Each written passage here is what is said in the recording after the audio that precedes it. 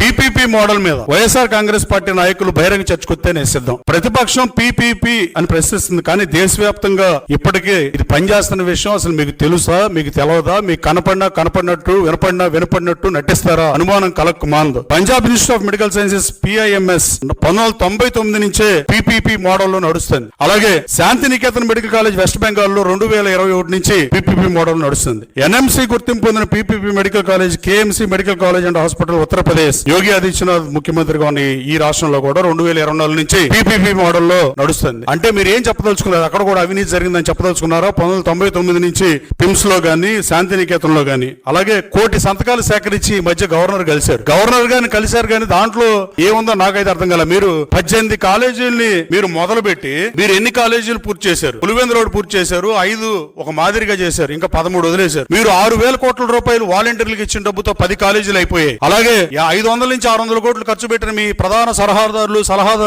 680 కోట్ల రూపాయల సలహాదారులకు మీరు డబ్బు చెల్లించారు 5 సంవత్సరాలు మీ టెన్యూర్ లో. ఆ డబ్బులతో ఒక కాలేజ్ అయిపోయాయి.